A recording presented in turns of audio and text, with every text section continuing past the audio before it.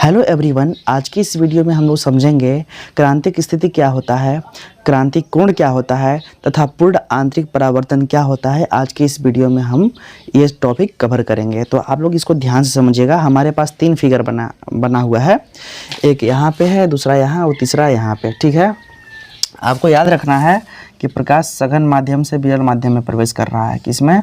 सघन से विरल माध्यम में प्रवेश कर रहा है ना। ये नीचे सघन माध्यम है और ऊपर में विरल माध्यम है, समझे कि नहीं? नीचे क्या है? सघन माध्यम और ऊपर क्या है? विरल माध्यम। आप लोग को इतनी बात समझ लेना है ना। सबसे पहले आप लोग फिगर को ध्यान से देखिए तो इसका परिभाषा भी आसानी के साथ बनेगा। चाहे क्रांतिक स्थिति हो, चाहे क्रांतिक कोण हो या पूर्ण आंतरिक परावर्तन, ये सारी चीज़ का जो परिभाषा है बहुत ही अच्छे ढंग से बनेगा। कारण क्या है कि अगर फिगर नहीं समझे रहेंगे तो दिक्कत कर देंगे। ये बोर्ड एग्जाम में बहुत ही इंपॉर्टेंट ये क्वेश्चन होने वाली है, क्योंकि पूछता है कि क्रांतिक कोण क्या है, क्रांतिक स्थिति क्या है, पूर्ण आंतरिक परावर्तन क्या है। तो आपको सबसे पहले परिभाषा जानने से पहले आपको हम परिभाषा पहले भी बता सकते थे, लेकिन कारण क्या है कि सबसे पहले अगर फिगर नहीं समझेंगे तो परिभाषा पल्ले नहीं पड़ेगा, दिमाग से उड़ जाएगा, समझे कि नहीं? तो इसीलिए ध्यान से समझिए। इसमें देखिए हमारा माध्यम क्या है, ये सघन माध्यम है और दूसरा माध्यम क्या है? विरल माध्यम। प्रकाश सघन माध्यम से विरल माध्यम में प्रवेश कर रहा है। तो एक तरीका हम बताए थे आप लोग को, एक नोट बिंदु पिछले वाले वीडियो में, कि जब प्रकाश सघन माध्यम से विरल माध्यम में प्रवेश करता है तो प्रकाश क्या होता है कि अविलंब से दूर हट जाता है। देखिए इसको जाना चाहिए था ऐसे सीधे ना, देखिए यहाँ से प्रकाश आ रहा है ना, इसको जाना चाहिए था सीधे, लेकिन सीधे ना जाकर के अविलंब यहाँ पे है, अविलंब से दूर इधर हट गया है ना, इस साइड चल गया है। ये चीज़ याद रखना है ना। इस सघन माध्यम से जब भी विरल माध्यम में प्रवेश करेगा तो अविलंब से दूर हटेगा। अविलंब यहाँ पे है, अविलंब से प्रकाश इधर दूर हट गया ना। अब समझिए, आपतित किरण है जो आ रही है प्रकाश से किरण, जब अपवर्तन हो रहा है इसका तो ये ऐसे जा रहा है। कैसे जा रहा है? ऐसे जा रहा है। लेकिन अगर इसको पकड़ करके हम ऊपर की तरफ ऐसे हम मोड़ेंगे तो ये किरण नीचे आ जाएगा। क्या चीज़? जैसे हैंडल मुड़ाते हैं ना ड्राइवर लोग, इस तरह से अगर इसको ऊपर करेंगे तो ये वाला नीचे आ जाएगा ना। अगर हम देखिए ये जो कोण है इसको बोलते हैं आपतन कोण और इसको बोलते हैं अपवर्तन कोण। आपतन कोण को हम आई से दिखाते हैं जबकि अपवर्तन कोण को आर से दिखाते हैं। तो हम क्या कह रहे हैं कि अगर हम इस किरण को पकड़ के ऊपर की ओर खींचेंगे इस तरह से तो ये वाला कोण का मान बढ़ जाएगा। बढ़ेगा कि नहीं? बढ़ेगा। यानी पहले छोटा कोण था, अब जब इसको और उधर फैला देंगे तो क्या होगा? कोण का मान बढ़ गया। जब कोण का मान बढ़ेगा तो ये वाला जो है अपने आप नीचे आ जाएगा, समझे कि नहीं? यानी जब इसको उधर करेंगे तो ये वाला ऐसे नीचे आ जाएगा।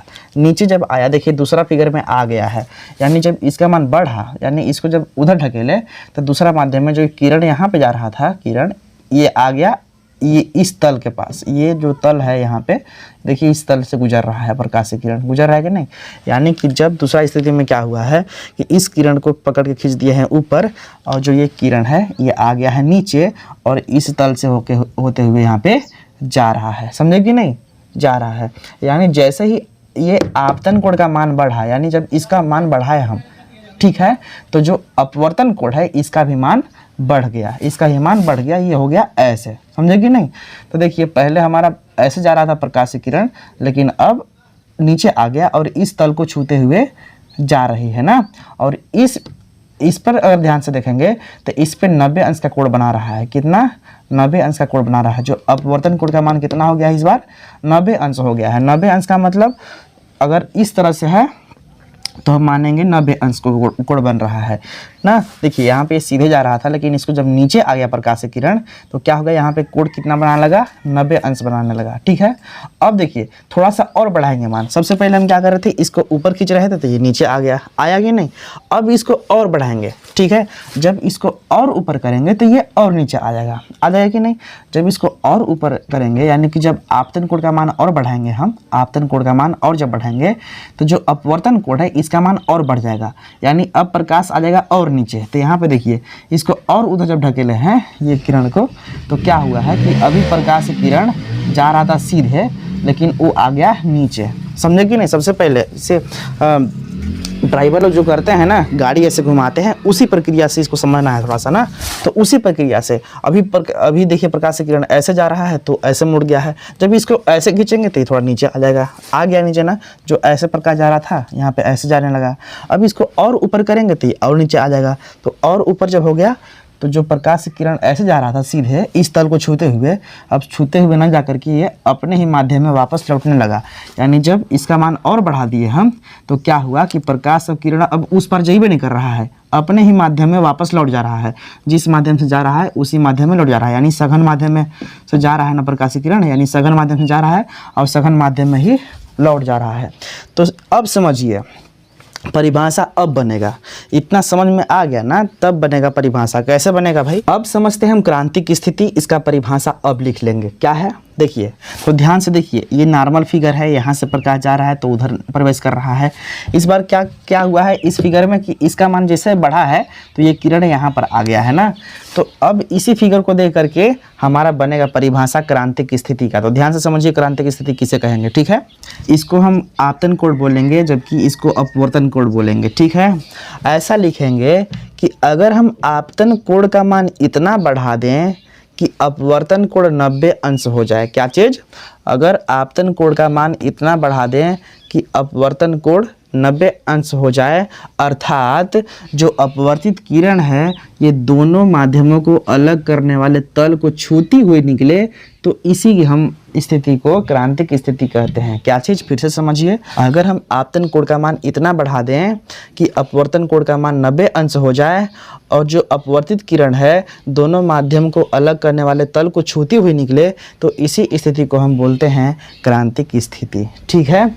ये हो गया इसका परिभाषा। अब समझिए कि क्रांतिक कोण किसे कहते हैं। क्या चीज़? क्रांतिक कोण किसे कहते हैं। तो देखिए क्रांतिक कोण का बस सिंपल लॉजिक है। जब क्रांतिक कोण की बात आती है तो इसमें ऐसे बोलना है कि जिस विशेष आपतन कोण पर, क्या चीज़? जिस विशेष आपतन कोण पर अपवर्तन कोण का मान 90 अंश हो जाता है, उसी विशेष आपतन कोण को हम बोलते हैं क्रांतिक कोण। क्या चीज़? कि जिस विशेष आपतन कोण पे, ये आपतन कोण ना है जी, तो जिस विशेष आपतन कोण पे, ठीक है, अपवर्तन कोण का मान 90 अंश हो जाता है, उसी विशेष आपतन कोण को हम बोलते हैं क्रांतिक कोण, ठीक है। अब समझिए पूर्ण आंतरिक परावर्तन क्या होता है। तो पूर्ण आंतरिक परावर्तन हम इसी फिगर के माध्यम से समझेंगे, ठीक है। तो ध्यान से देखिए, हम लोग को पहले से पता है कि हम हमेशा से आपतन कोण का मान बढ़ाते जा रहे हैं। आपतन कोण यानी इसका मान बढ़ाते जा रहे हैं, तब जा करके अपवर्तन कोण का मान बढ़ते जा रहा है, ठीक है।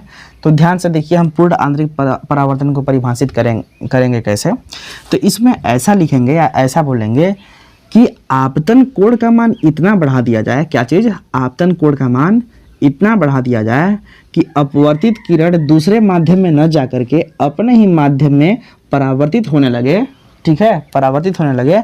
तो इसी घटना को हम बोलते हैं पूर्ण आंतरिक परावर्तन। क्या चीज़? आपतन कोण का मान इतना बढ़ा दिया जाए कि जो अपवर्तित किरण है वो दूसरे माध्यम में न जाकर के अपने ही माध्यम में वापस लौटने लगे, तो इसी घटना को बोलते हैं हम पूर्ण आंतरिक परावर्तन। देखिए इसमें क्या हो रहा है कि इतना बढ़ा दिए हैं मान कि दूसरे माध्यम में नहीं जा पा रहा है, अपने ही माध्यम में वापस लौट जा रहा है, तो इसी को बोल देते हैं हम पूर्ण आंतरिक परावर्तन। तो आज के इस टॉपिक में हमने कवर किया क्या चीज़? क्रांतिक स्थिति, क्रांतिक कोण और पूर्ण आंतरिक परावर्तन, ठीक है। इतना तो हम लोग बात समझ गए, लेकिन एक सूत्र आप लोग याद रखिएगा कि अपवर्तनांक और क्रांतिक कोण में क्या संबंध होता है। क्या चीज़? अपवर्तनांक और क्रांतिक कोण में क्या संबंध होता है, इसका सूत्र। तो अपवर्तनांक को n से दिखाते हैं, इसके बराबर होता है 1/sin c। क्या चीज़? sin c। ये हो गया क्रांतिक कोण, ये वाला जो c है क्रांतिक कोण है, और n क्या है? अपवर्तनांक है ना। तो इसमें संबंध ये है।